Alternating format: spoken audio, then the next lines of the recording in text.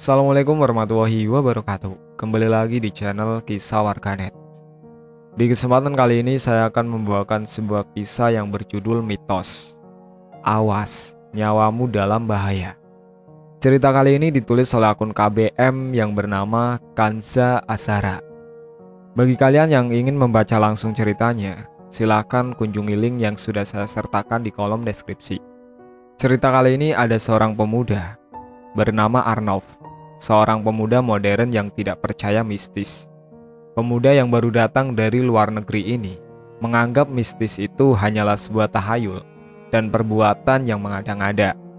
Sebenarnya Arnov adalah anak Kalimantan yang dilahirkan di sebuah desa yang tidak jauh dari kota Sampit. Karena sejak kecil dia yatim piatu, maka Arnov pun dibesarkan oleh pamannya yang tinggal di Amsterdam. Arnov kembali ke Kalimantan hanya karena ingin mengunjungi makam orang tuanya dan ingin mengenal keluarganya lebih dekat lagi. Sayangnya, Arnov tidak mempercayai mitos-mitos yang beredar di daerah tersebut. Apakah yang akan terjadi pada Arnov setelah menentang mitos dan pantangan yang sering terjadi di Kalimantan? Tentunya kalian tetap stay di channel ini. Jangan sampai kelewatan tiap episodenya. Tak usah berlama-lama lagi, mari kita masuk ke ceritanya.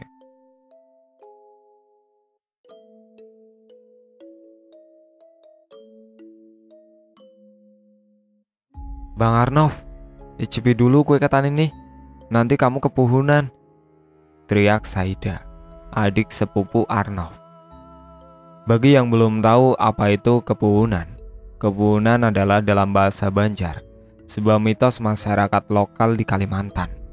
Istilah ini digunakan ketika seseorang ingin pergi ditawari makanan dan minum, tetapi tidak mengindahkan, dan akhirnya tertimpa musibah.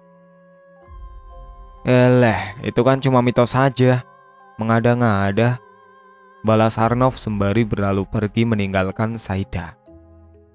Arnov seorang pemuda yang baru datang dari luar negeri untuk mengunjungi makam orang tuanya di Kalimantan. Sejak kecil Arnov sudah yatim piatu dan dirawat oleh pamannya yang tinggal di Amsterdam. Walau sudah lama menetap di Amsterdam, Arnov tidak akan pernah lupa dengan kampung halamannya. Laksana burung merpati yang terbang jauh pasti akan kembali pada pasangannya. Kematian Arnov akibat kecelakaan yang terjadi di ruas jalan Sudirman. Orang-orang mengatakan kalau mereka meninggal akibat kepuhunan makanan. Sebab saat orang tua Arnov akan bepergian, mereka tidak mencicipi makanan yang sudah dihidangkan. David, pamannya Arnov, sudah menceritakan perihal kematian orang tuanya dan harus mengikuti peraturan selama berada di Kalimantan. Arnov hanya mencibir saat pamannya mewanti-wanti dia sebelum sampai di Kalimantan. Itulah kenapa Arnov tidak mempercayai adanya mitos yang beredar di tengah masyarakat. Walaupun sudah puluhan tahun tidak pernah pulang ke kampung halamannya di Kalimantan, Arnov masih bisa berbahasa Indonesia dan sedikit bahasa Banjar. Karena David tetap mengajarkan bahasa itu selama tinggal di Amsterdam. Saida yang ditinggal pergi begitu saja segera menyusul Arnov ke halaman depan. Di halaman, Arnov sudah menyalakan mesin motor trail milik Ican, kakak laki-laki Saida. Saida terus memaksa Arnov untuk mencicipi kue lapat yang dia beli di warung nasi Acil Iyang. Akan tetapi, Arnov tetap menolaknya dan langsung berkeliling desa menggunakan motor X-Trail. Pak Hasan, saudara ibunya Arnov, hanya geleng-geleng menyaksikan tingkah Saida. Gadis remaja itu sangat senang dengan kedatangan Arnov. Tidak berapa lama, Arnov kembali dengan diantar salah seorang warga. Melihat kedatangan mereka, Pak Hasan tergopoh-gopoh menghampiri mereka. Saida pun ikut terkejut melihat darah yang mengalir dari dahi Arnov yang ditutupi dengan kain. "Ada apa ini?" tanya Pak Hasan mengkhawatirkan keadaan ponakannya. Ini tadi si Arnov terjatuh di parit dekat persimpangan sana. Kebetulan aku lewat, ujar Mang Baen. Pak Hasan dan Mang Baen pun memapa Arnov yang jalannya sedikit terpincang-pincang ke teras. Nah, apa aku bilang tadi? Icipi dulu lapatnya, celetuk Saidah. Sudah, cepat ambil kopi bubuk untuk menutupi luka ini. Saat Saidah berdiri untuk mengambil kopi yang diminta ayahnya, Arnov segera bertanya. Untuk apa kopi? Bukannya untuk luka itu obat merah. Di sini, kalau mau cepat berhenti lukanya, harus segera ditutupi dengan kopi hitam bubuk, saut Pak Hasan. Gak mau, aku maunya berobat ke dokter dan dijahit. Sudah zaman gini kok masih percaya yang begituan, saut Arnov dengan ketus. Pak Hasan hanya bisa maklum apa yang dikatakan keponakannya. Dia tidak ingin memperpanjang masalah. Lah, Bang Arnov kenapa? Ican datang bersama temannya. Chan, ambil motormu dekat persimpangan sana. Tadi Arnov jatuh di parit itu, ujar Mang Baen. Kepuhunan tuh, celetuk Saidah lagi sambil berlalu ke dalam rumah. Sementara itu, darah terus mengalir dari luka yang berada di dahi Arnov. Sedangkan Ican langsung menuju tempat yang dikatakan Mang Baen. Kok bisa terjatuh, Nak? Tanya Pak Hasan dengan lembut. Ada lubang di sana, makanya langsung masuk parit karena ingin menghindari lubang besar itu, jawab Arnov dengan judesnya. Arnov memiliki sifat yang keras dan sedikit agak kasar. Walau begitu, di sisi lain dia sangat baik hati dan selalu peduli dengan sesama. Lah, bukannya jalan itu tidak ada lubang? Tanya Mang Baen keheranan. Fik deh, Bang Arnov kepuhunan lapat, sambung Saidah yang tiba-tiba muncul membawa kopi hitam bubuk.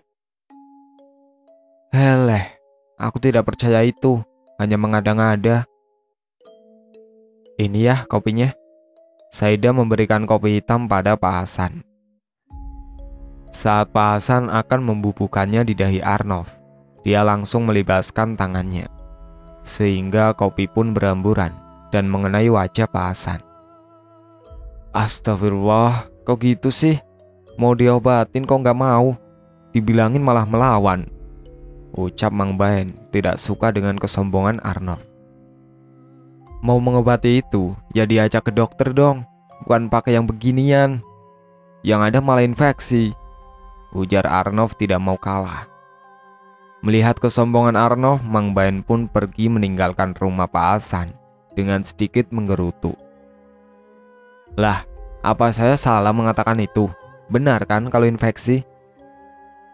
Pak Hasan hanya terdiam dan meminta Saidah untuk mengambil obat merah. Lalu Pak Hasan menelpon seseorang dan terlihat wajahnya tersenyum. Loh, ada apa denganmu, Nak? Tanya Bu Siti yang baru datang dari pasar. Bang Arnov kepuhunan, Mak, ujar Saidah lagi sambil cengengesan.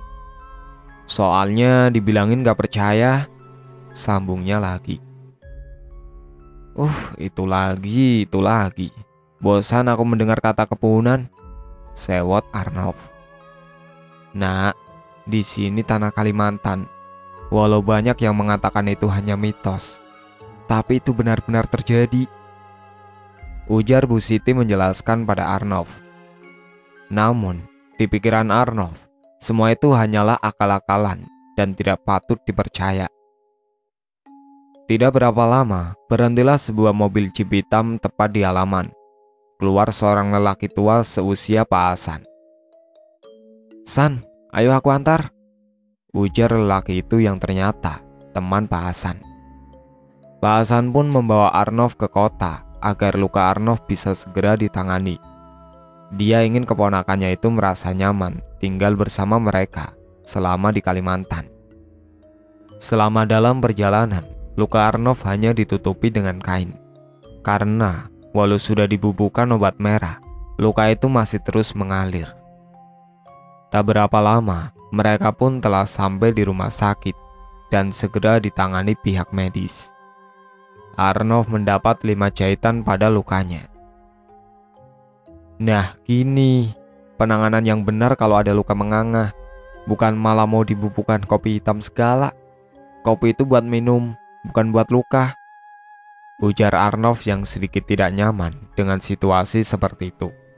Karena Arnov mengatakan tentang kopi hitam di depan orang banyak sebagai menutup luka.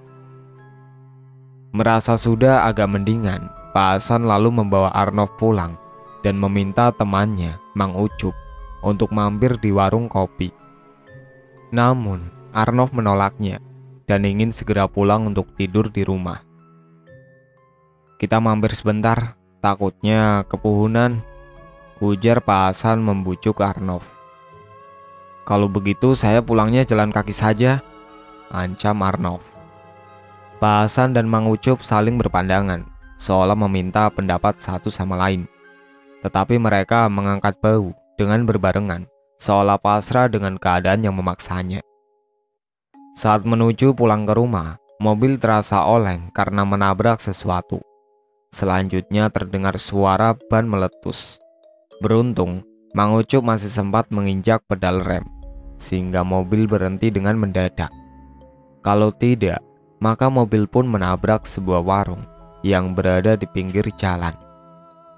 Setelah mobil berhenti dengan mendadak, Arnov dan yang lainnya turun dari mobil tersebut. Beruntung kita tidak kecelakaan. Kalau ini terjadi, nggak tahu deh kita masih hidup atau tidak, ujar Pak Hasan. Harusnya kita mampir aja dulu di warung untuk minum kopi, biar nggak kepuhunan.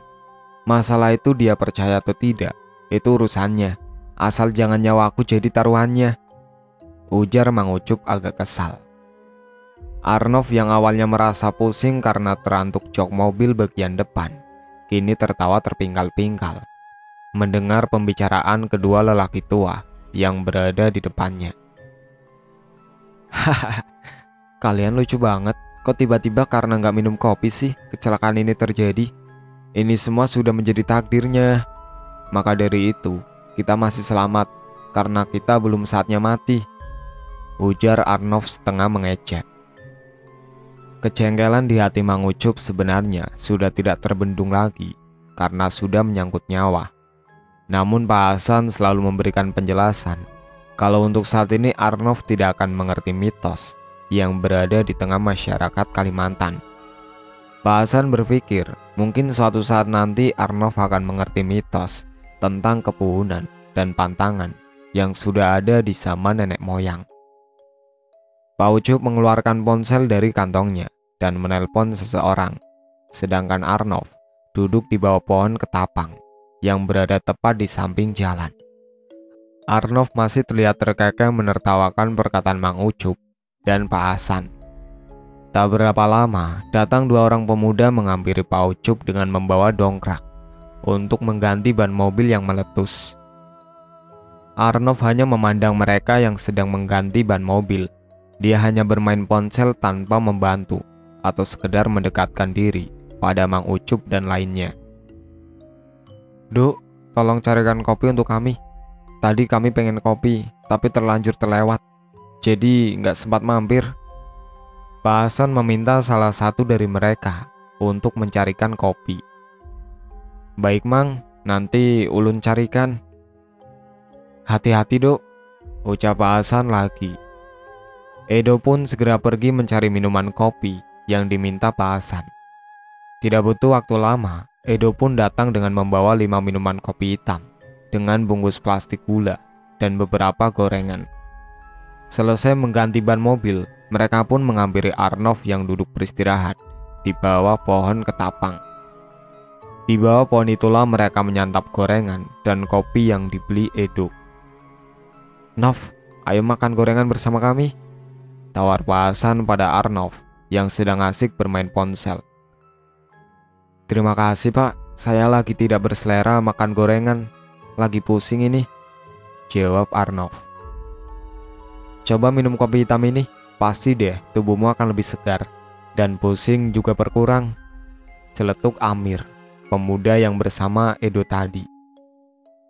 Enggak, aku nggak suka kopi hitam, pahit, jawab Arnov tanpa menoleh sedikit pun pada mereka yang sedang menyantap makanan.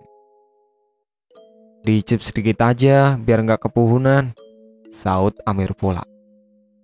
Ya elah, kepunan lagi.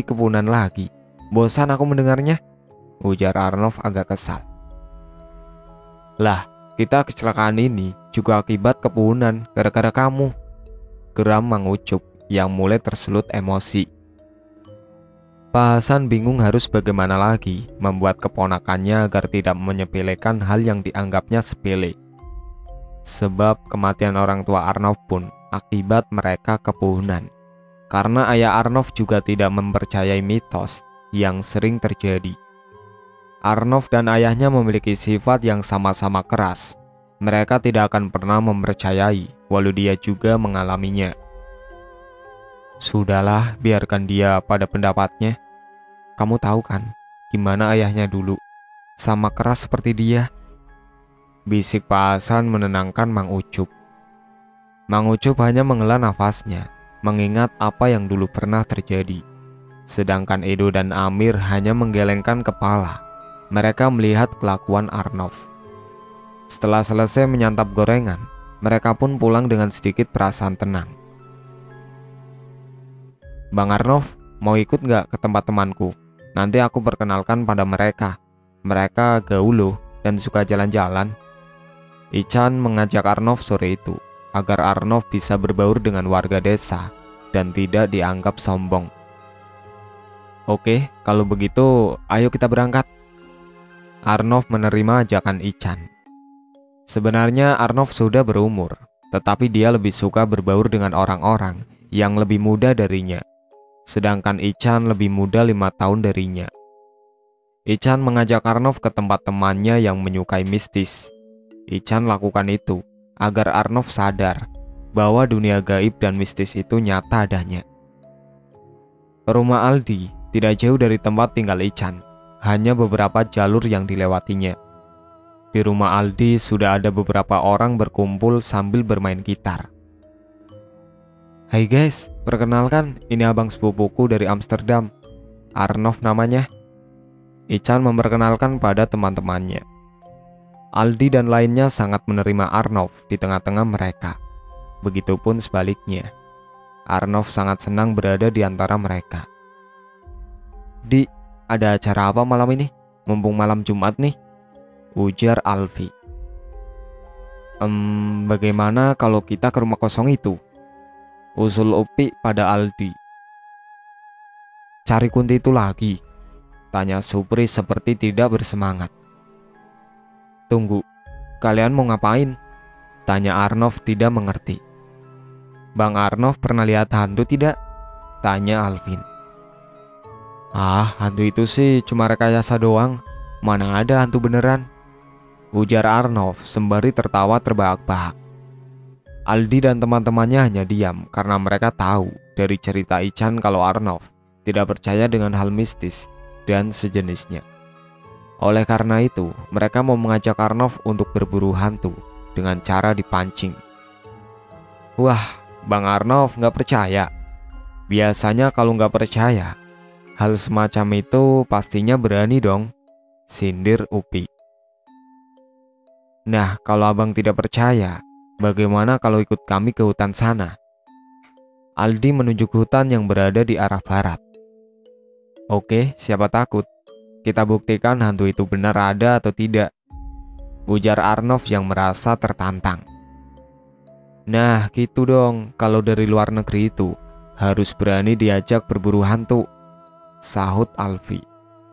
Sementara Yayan hanya dia menyaksikan pola tingkah Aldi dan teman-temannya. Jam berapa kita mulai? Tanya Ican tidak sabaran.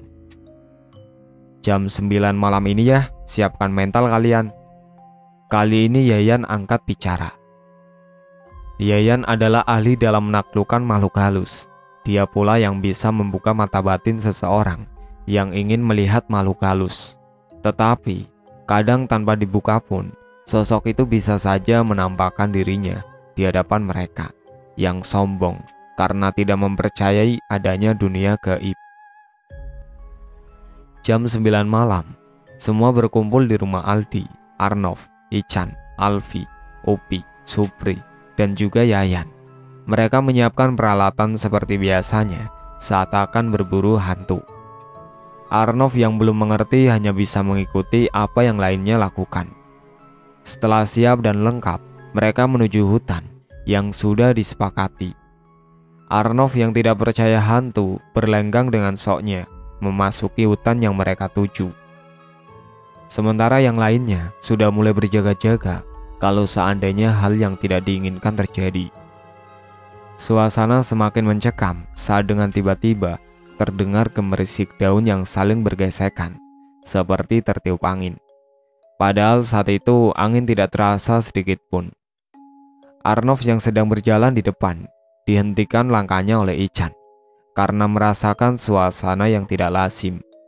Sedangkan Alfi yang memegang kamera sudah mulai gemetaran, sebab terlihat di layar sebuah bayangan melompat dari pohon satu ke pohon lainnya. "Yan, lihat ini," bisik Alfi sembari menunjuk kamera. Tanpa mereka sadari, mereka sudah melangkah jauh ke tengah hutan.